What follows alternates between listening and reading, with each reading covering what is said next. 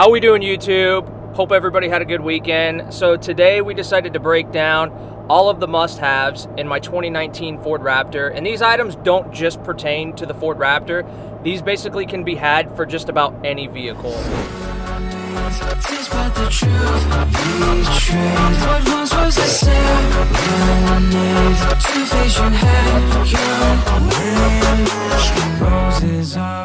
Okay, so we made it back to the garage, and like I was saying, we're going to talk about the must-haves that I like having in my Gen 2 Raptor.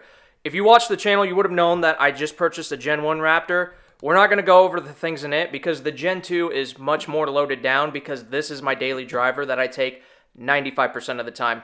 The Gen 1 is on its way. It's eventually going to be on the same level as the Gen 2 as far as all the accessories that I like to have.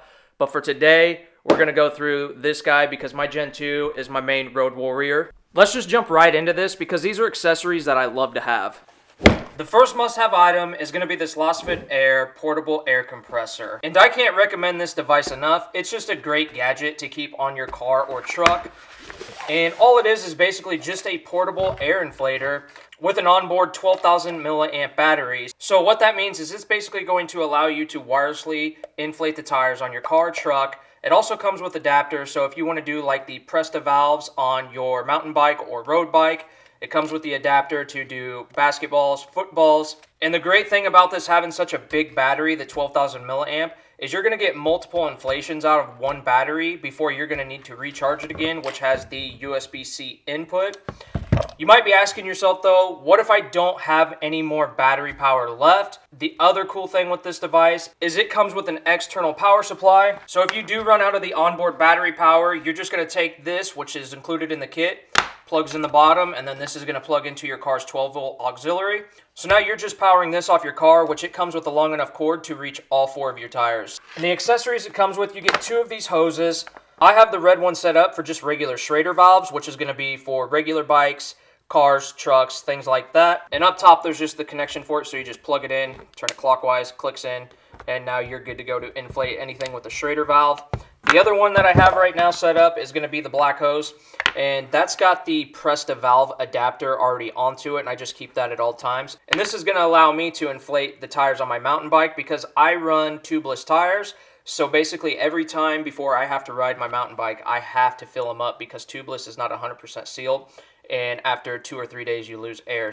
It's also got just a standard USB-A connection, which is an output. So if you want to charge like cell phones, tablets, anything that you got a spare USB cable and you need some boost, you can definitely achieve it with that. We've also got the LED light up top, which if you're inflating tires and it's dark out or you just need light, just click that button. And this device is super easy to use. You just got your power button, you'll just click and hold, and you're going to see the bars just kind of lighten up as it's powering on. And this is going to be to what your tires currently have. This is what I have it set at. All you do is hit the plus or minus, and that's going to be your target pressure. And it has different modes down here, so you can see right now it's on the automobile. You can change it by hitting this bottom button. Switch it over to motorcycle, bicycle. Going to be for basketballs, footballs, things like that. And then this right here is just a custom mode. We're going to give you guys a little demonstration on how easy this device is. So I have it set to 38 PSI. So anytime I power this device on or off, it's going to just keep that 38 PSI. And what's nice is it's got this little piece where you just push it down and it basically clamps onto your Schrader, allowing to make sure that it stays on there good. So you just push it down and now it's clamped on there. It shows me what my tire's currently at, 33 PSI, which is low. I generally run these about 38. So we have it set to 38 PSI. Now all we'll do is we'll click and hold the power button, and that's going to start this. And the minute it hits 38 PSI, it's going to automatically shut off on its own. But before we hit start, we've got to hit our timer. So now you can see we are set at 38 PSI, and now the tire is at 38 PSI, and it automatically shut off. To take it up from what we say it was, 33 PSI, so we went up 5 PSI. It took us 2 minutes and 19 seconds to get up 5 PSI, which is actually pretty quick. And I'll link this down below. Item number 2 is going to be this NOCO battery booster pack. And basically, I had this for a couple reasons. One, because if you have a boat, you know that sometimes you need some sort of battery booster pack. Or It's just nice having it in your vehicle for that peace of mind, especially because I'm in the Midwest. We get the cold weather here, and since batteries are known to just struggle in this colder times, it's just nice having a battery booster. There are a couple different models. Maybe if you have a diesel or something with a bigger engine, the GB20 is going to be the one that's going to start the V6 engines. I have a V6 in my Raptor, but this is still going to work for most standard vehicles. But if you are jump starting something with more power, obviously you're going to want to opt for like the GB40 or something like that. And just to show you how simple it is, before you actually power the device on, you're just going to want to make sure to hook up to the negative side and then your positive side. And then once you're hooked up, click and hold your power button. And when the lights are doing this and it's clicking, that means it's actually jumping your battery right now, so you can go in the vehicle and start it right now. Then just click and hold, undo. Simple enough. And do I use that device that much? No, but it's just one of those things where now that I carry it, it's almost like a peace of mind thing, knowing that I have that at all times. The next items that I like to keep on my truck are my bolt locks. I literally used to carry around probably 10 plus keys on my key ring, and it used to drive me insane because one day I just was like, you know what? I don't know what half of these keys go to. I don't even know if I need these keys. So I finally reduced down and I have just the bare minimum. And with using this locking system, I don't have to carry multiple keys. I just have an assortment of different locks. This one here is going to be the hitch pin receiver lock in the 5/8 size, which is just a pretty standard size. This one here is going to be the trailer coupler pin lock. I've got just a couple standard padlocks because sometimes I do use these, especially for like the storage units, things like that. This one here, I have a couple different uses for. For one, I definitely use this for my mountain bike if I need to lock it up somewhere. Or if you want to lock up maybe like a spare tire on the Jeep under your vehicle, or even the spare tire on your boat. This is something that just comes in handy as well. And all you'll do is you'll just take your standard factory key. So this is just my Raptor key. This is the newer style keys that most vehicles have. But even the older standard style keys, this works just fine. So all you'll do when you first initially get one of these, it's not set. So you'll put your key in and you'll basically just turn it clockwise and it'll actually go a little further than normal that first try, basically setting the key. So now anytime I want to use this device, it's just literally my Raptor key. Turn it and it unplugs. So whether you're securing your trailer, your toolbox, or job site gear, this is just the ultimate convenience and security to have. The next piece of tech that I like to have in my vehicle is this T-Mobile sync up drive.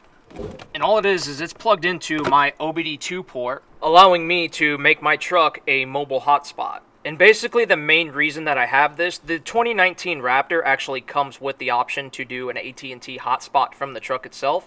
But I like the T-Mobile network. Their 5G seems to be about the fastest out of all carriers. And there can be 5 devices connected to this via Wi-Fi, and you can store up to 24 vehicles. And one of the other neat things that this does, it kind of acts as like a security system.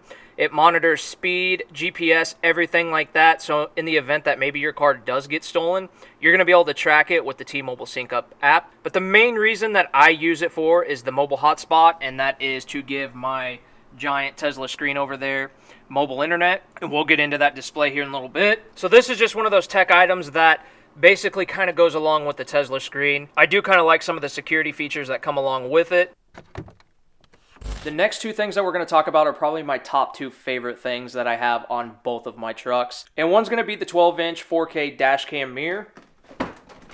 So all it is just a 12-inch touchscreen mirror that adapts to your factory mirror. So you don't have to remove anything like that.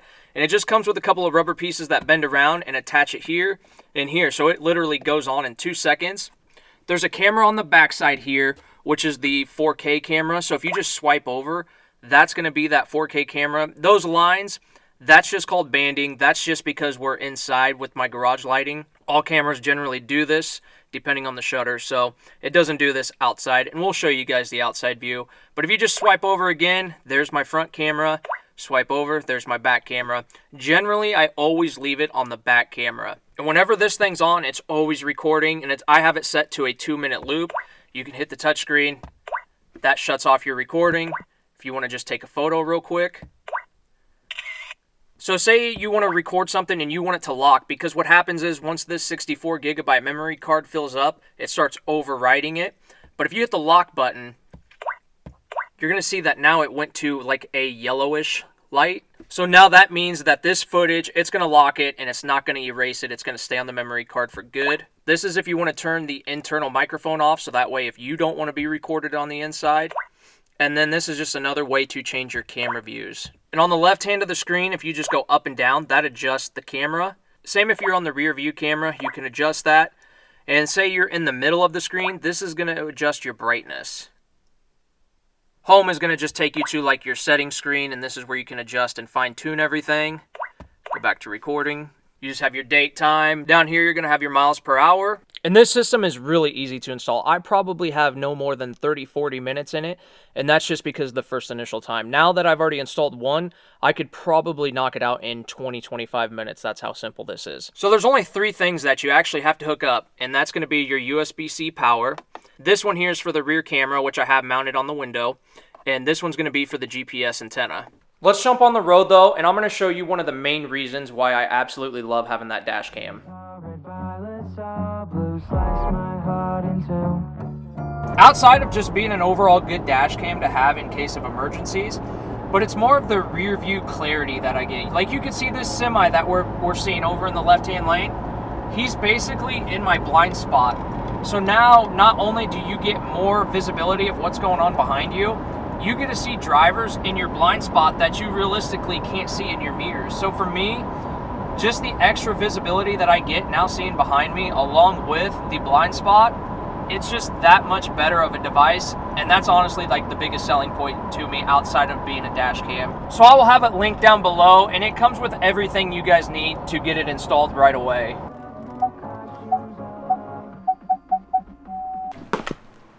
If you guys do need an install video for the dash cam, let me know down in the comments. I still have to put the other one in the Gen 1 Raptor, and I could do a little tutorial for you guys. Okay, and now the next item is my 14-inch Android Tesla style display, and there's a lot of people that love this, and then there's people that hate it. There's people that talk bad about this, and then there's so many others who love having this display. And I'm going to tell you right now, majority of the people that are talking bad about it heard someone else with a bad review, and then they just go around spreading that review. Because I can guarantee you these people haven't even tried this display, because I was one of them. I thought the same thing. I'm probably like, they're junk. No. After having one, I absolutely love it. The lowdown on this is it's basically a 14-inch tablet in my dash. This is made for this year truck, so it comes with all the appropriate pieces to make sure that it fits, clicks in, and snaps into place. But what I really like about these, not only do you get the big display, not only do you get the full-on Android app store, so I can run apps like YouTube,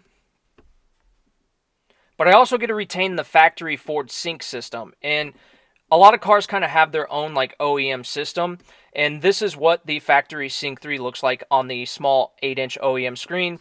Well, I just take that module and I adapt it to this screen, and it's got like a cable that adapts and now shows it on here. So now I get to have my full factory Ford Sync system, and then you get to use the Ford Pass app, which that still works. So you don't lose none of that when you switch to this display. And then this also has the wireless CarPlay function, but it's also got the tablet side of things. So I don't even use this for wireless CarPlay. So that's why I have that T-Mobile Sync Up drive as a Wi-Fi hotspot, because at all times I'm connected to it. And then usually I run like apps like Spotify or my navigation, things like that, all off of my hotspot. I have a little shortcut here that pops up more of my apps. So a lot of the times I use Waze for my GPS app. And now that we have a couple apps open, I can click and hold, for instance, up here, split top, and then I can select a second app. Now I'm running my GPS app up top, and now I'm running YouTube on the bottom. Or if you just want to run full GPS, full screen, you can do that, run background music as well. You can play video games. You can hook up a controller via USB, which is ran over in your glove box, play video games on it. And right now I'm running the Nova launcher. That's what allows me to customize these icons. We'll hit this. This brings up all of our apps. Bring up Netflix. And you can literally watch Netflix while driving. Probably not ideal, but that's something else that's cool, especially on road trips. So by going to this display, I lost zero functionality. The only thing you lose when you install this is on the F-150, there's a section of keys, which are your media keys, your volume knob. You lose that. So your volume's either going to be down here, or you're going to utilize everything on your steering wheel. To me, the trade-off on getting rid of that section with everything else that I picked up with it, completely worth it. I've been running this screen now for some time, and I have the same exact screen over in my first gen Raptor, and I have no issues with them. And the next thing that we're going to talk about that I'm obsessed with is the TacForm dash mounting system. And it's not just a mounting system for your cell phone. This thing has a multitude of uses. And one of the main things that drew me to it was the fact that it's just double-sided taped onto my dash tray. Some of them other mounts, you got to actually take it apart and drill holes and screw it into that. I just didn't really care for that. And the fact that all you need to do is just kind of clean this and it's stuck. I mean, I have had this on for so long. It's been through winter. It's been through the hot summers. It has not moved, and it's not going to move. Right now, I have it set up to where it's using the MagSafe adapter to my phone, but you can add a second arm, you can add a third arm, and maybe you want to put on the locking clamp jaw for your passengers so they can mount their phone. It's also got a mount so you can mount your GoPro cameras. I even have an adapter to where I can mount this big camera onto it, so then that way I don't always have to be holding it. It's just got a multitude of uses, and I just love the clean look of it and just the overall function. This is pretty much a must-have, and I have a bracket system coming for the Gen 1 Raptor as well. The next thing that I like to carry around, specifically in my center console, is this Phoenix E28R LED flashlight. And basically what drew me to this one here is because of the price point. There's a lot of different LED flashlights that can be had on Amazon, and they just are a variety of price range. Some of them are cheap, some of them are expensive. The Phoenix brand is a good quality name, coming in at around 65 bucks. This one does about 1700 lumens. And what I really like about it is it's got the USB-C charge port on it, so you can just recharge it. You don't have to worry about replacing the battery all the time. And it has several different brightness levels. All you'll do is you'll click and hold this button, and then you can just click it once and go through each and every brightness setting. And this thing gets very bright, to the point that this even says hot, because this will get hot when you're on the brightest setting, which is considered turbo. And just to show you guys how bright this thing really gets, we're going to shut off all the lights in here. That is our lowest setting, 2, 3, 4, and 5 would be called turbo boost, I believe. And it is just a super bright light. I just think that the price point this is at, it's not too cheap, it's not too expensive, it's just a nice flashlight to have, just all around in case of an emergency. These Milwaukee knives, a buddy of mine, Nate from Trax Performance, he's actually custom powder coating these Milwaukee knives. He's got several different colors. They're pretty legit. I'll drop the link down below if you guys want to pick one up from them. And now to wrap this video up, the last two items that I carry in my truck at all times. One's going to be this Anker car charger, and it's one of the fast chargers. It charges at like 52.5 watts. It's got the USB-A, USB-C input, and usually I just have two cables with me at all times. One being the Apple Lightning cable. I'm pretty much on everything USB-C these days, but I do have a couple items still using Lightning. Maybe if a friend or family has the older iPhone charge port, which is Lightning, then it's just good to carry that cable, and then the USB-C as well, since pretty much everything's going to USB-C these days. And the last thing that I always carry on my truck with me, a drying towel. I hit the car wash regularly, and it's always good to have a good drying towel. I think this one was on Amazon for in the $20 range. I'll link it below, but I want to say it's kind of a higher end name. And it just goes in the back seat with the rest of everything else that I like to carry. Right back in this little storage department, I guess you could say. So this is everything that I keep on my truck, and it's nice, neat, decently organized. So that is 10 items that I feel like make my truck complete.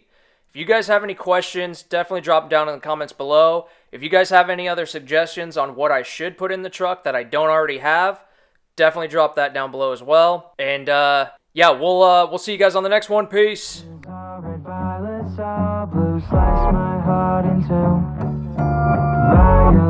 delights are this, you watch out.